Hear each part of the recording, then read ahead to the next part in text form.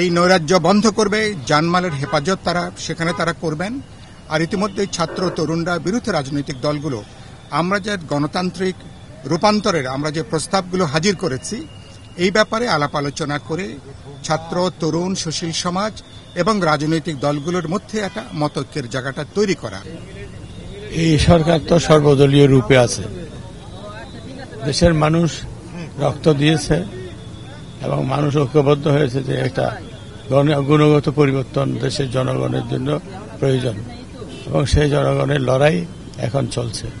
আমরা মনে করি যুব সমাজের নেতৃত্বে এবং যারা আমরা আছি আমরা ঐক্যবদ্ধভাবে সংগ্রাম আন্দোলন করে যাব এবং প্রত্যাশিত যে বাংলাদেশ সে প্রত্যাশিত বাংলাদেশকে আমরা তার পুরানো জায়গা থেকে ফিরত এনে এগিয়ে নিয়ে যাব।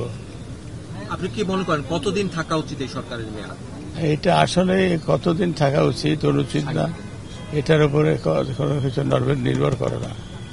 মানুষ পরিবর্তন চেয়েছে এবং পরিবর্তনের যে কাঠামোগুলো সে কাঠামোগুলো সম্পত্তির ব্যাপারেও এখন আলোচনা হয়েছে। কিন্তু আমরা মনে করি যে পরিবর্তন হবে, পরিবর্তন হতে বাধ্য এবং সেই পরিবর্তন যুব সমাজের মধ্যে বেশি আকৃষ্ট করছে। প্রত্যাশা একটাই, যত তাড়াতাড়ি দ্রুত একটা সংস্কার করে জনগণের ভোটার দেওয়ার জন্য, জনগণের ভোটের মাধ্যমের জন্য দেশে একটা সুষ্ঠু অবাধ নির্বাচন অনুষ্ঠান করে। একটাই আমরা বাংলাদেশের মানুষের অধিকার চাই যাতে একটি সমৃদ্ধশালী বাংলাদেশ গঠনের জন্য নাগরিক সমাজ যেন ভোট দিতে পারে, তার পছন্দের প্রার্থীকে তারা যেন নির্বাচিত করতে পারে। কতদিন আমরা চাই যত দ্রুত সম্ভব বাংলাদেশকে সচল করা এবং সচল করতে হলে একটি নির্বাচিত সরকারের প্রয়োজন। সেই দায়িত্বই বর্তমান সরকার পালন করবে এটা দেশবাসী মনে করে। ভয়মুক্ত দেশ চাই এবং তার রাজনৈতিক, তার গণতান্ত্রিক, সাংবিধানিক অধিকার ফিরে পেতে চায়, তার মালিকানা ফিরে পেতে চায় এবং সকলের জন্য বৈষম্যহীন একটা দেশ চাই।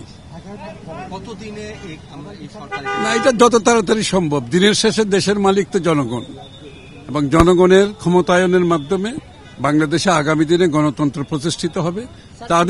তারা যাতে তাদের প্রতিনিধি নির্বাচন করে, যেই প্রতিনিধি তাদের কাছে দায়বদ্ধ থাকবে, জবাবদিহি থাকবে এবং জবাবদিহিতার মাধ্যমে একটি দেশ একটা লেভেল প্লেইং ফিল্ড থাকবে এবং তাদের সাংবিধানিক, রাজনৈতিক, গণতান্ত্রিক অধিকার ফিরে পাবে। দেশে আইনের শাসন থাকবে, ভয়ভীতি মুক্ত পরিবেশে মানুষ যাতে জীবনযাপন করতে পারে।